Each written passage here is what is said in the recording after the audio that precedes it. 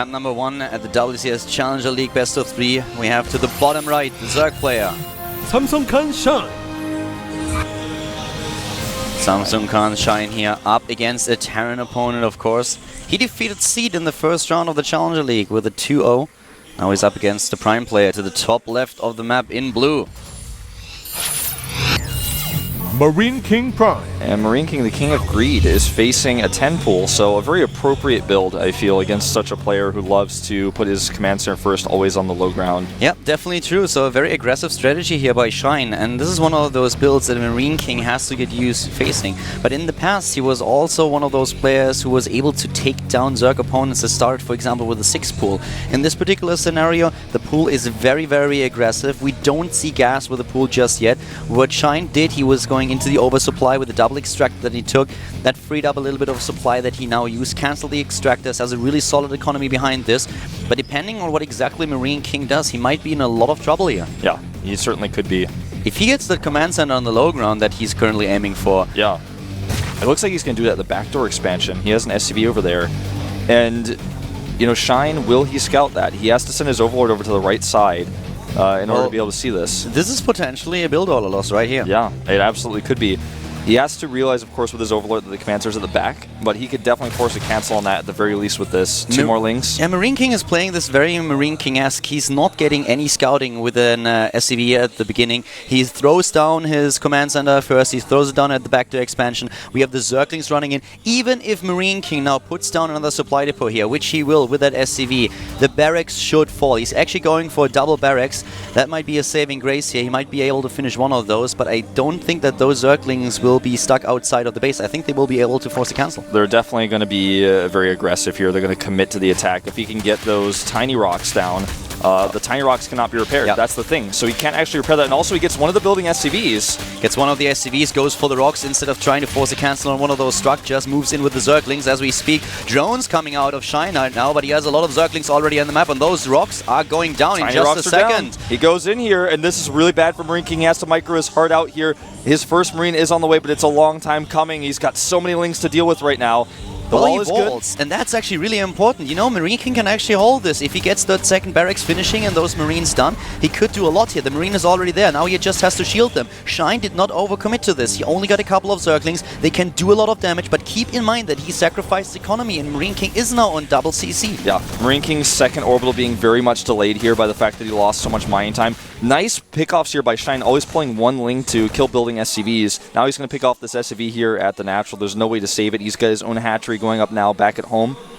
You know, definitely not the ideal situation here for Marine King. He's definitely in trouble, but it could have been so much worse. Absolutely. If Shine would have dedicated all his resources to building Zerglings and streaming them across the map, he could have potentially won this game right away. Yeah. But as it is, one Marine is being taken out, but there are still 2 left, and with the help of the SCVs, he should be able to shield them and take down those Zerglings. Yeah, this is all about micro here from both players, and Shine is kind of the one who has to do it a little bit better than Marine King if he wants to get something done, because Marine King now has the additional 2 Marines.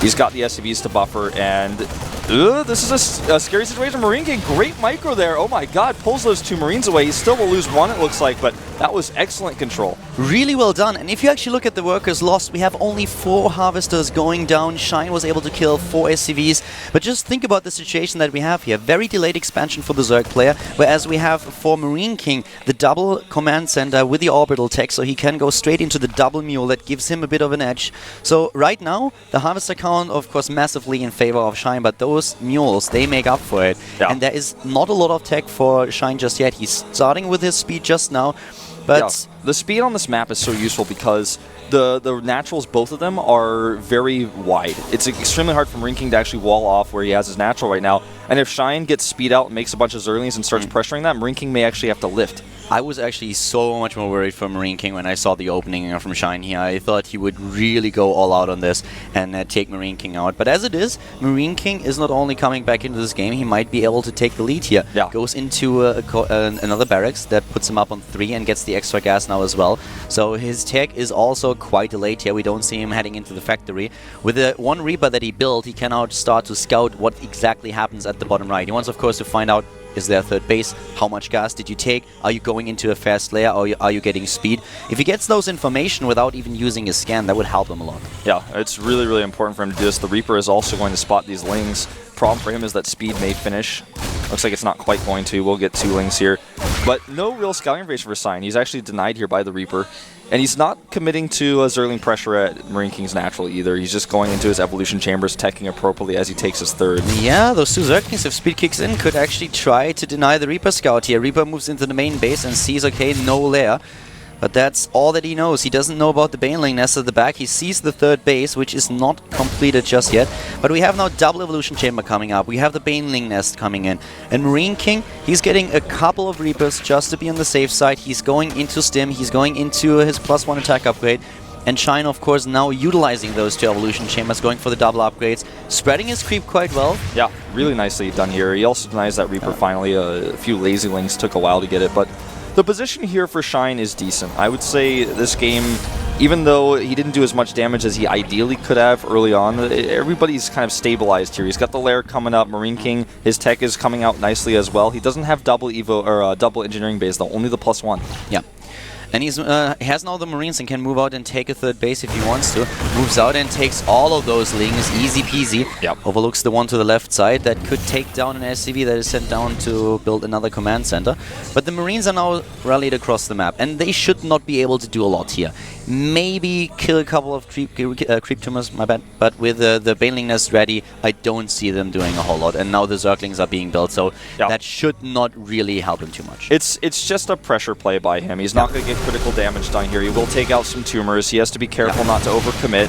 He doesn't have Stim yet. Now he has it. And he splits pre-split here. Yeah, he splits and he forces out units, so this is really important.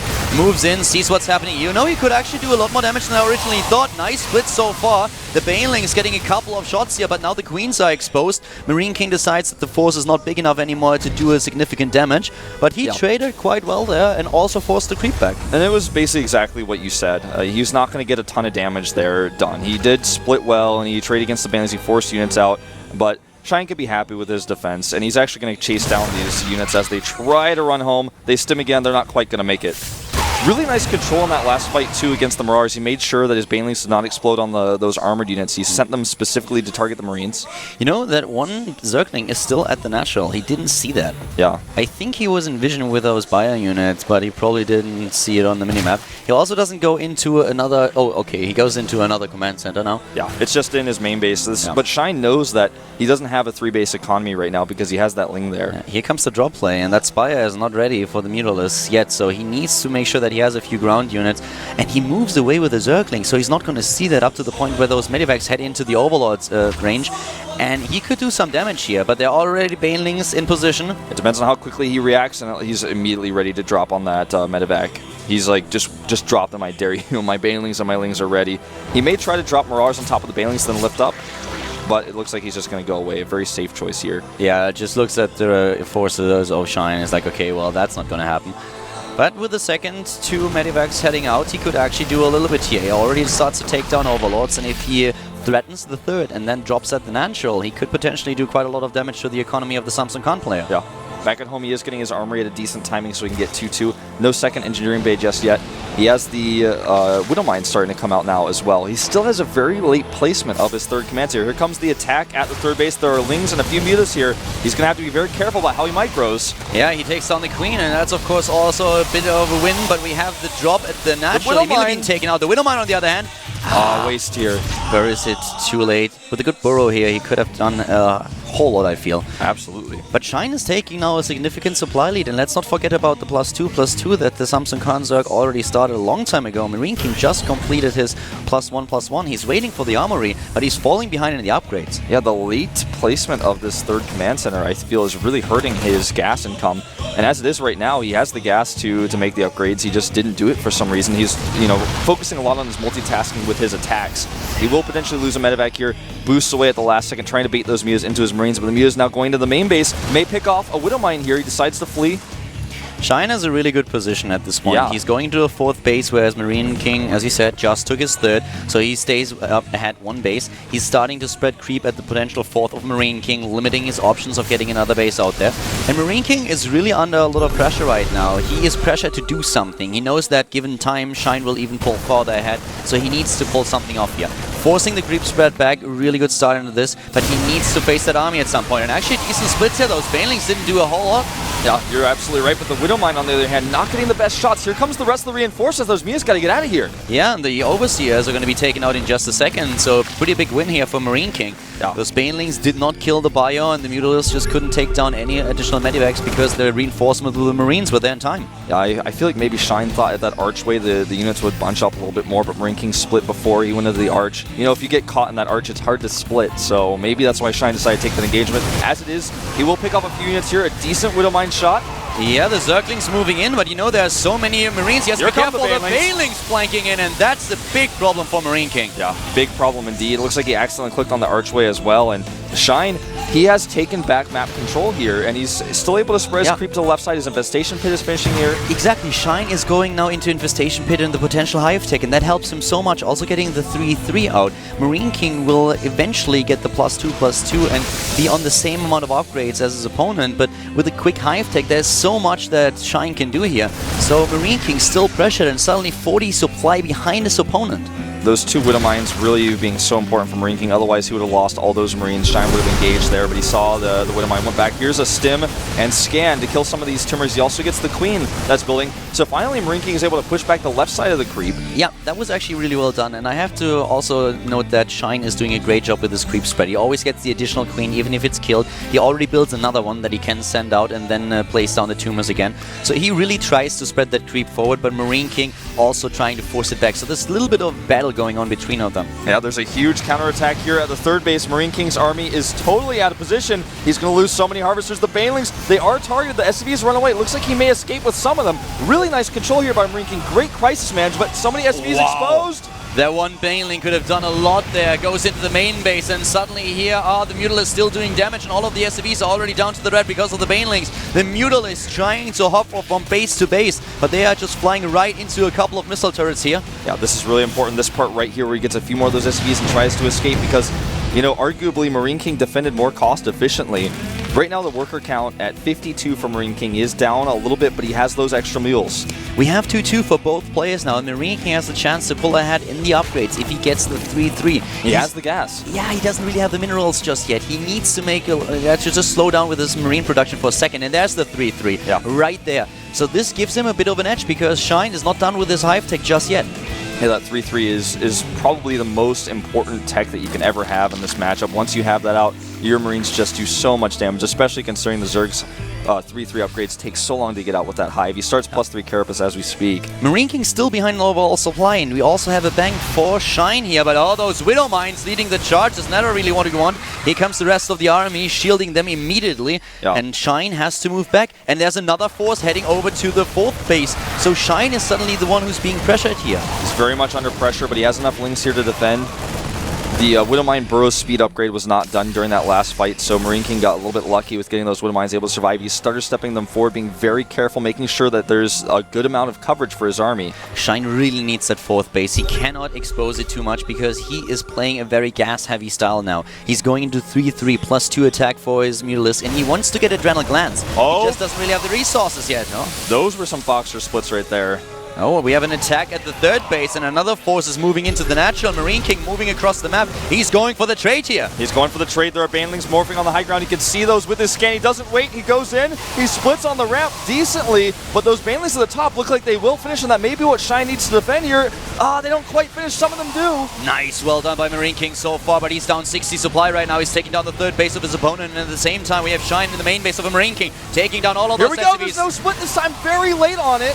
But he splits and he takes down most of them. The problem for him really being that he cannot keep up with his opponent in production and income. And we still have a nearly 100 supply lead suddenly for Shine. Shine has that base to the bottom left. He still has his natural as well. He's well, mining. Not his natural, but his 3rd. Yeah, he's mining from That's 2 the bases. point. Actually, he's mining from 3 bases at this point. Marine King doesn't have any mining going on whatsoever. Oh, the Widow Mines here do not burrow in time.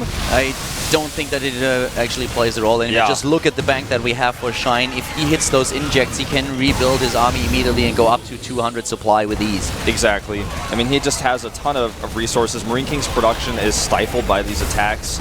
And I mean, this is Marine King's style is to leave games late, but I just don't see this happening. No income, as you just saw on the screen. There's just nothing. And oh my god, the Mutila's taking out most of those medivacs. They're heading right into the swarm. This just looks really grim. 25 supply against 138. We all know what that means. We all know what that means. And even Marine King. if you're new to StarCraft, this is not like golf. You don't want to have the lowest score possible. Yeah, that much is true. GG.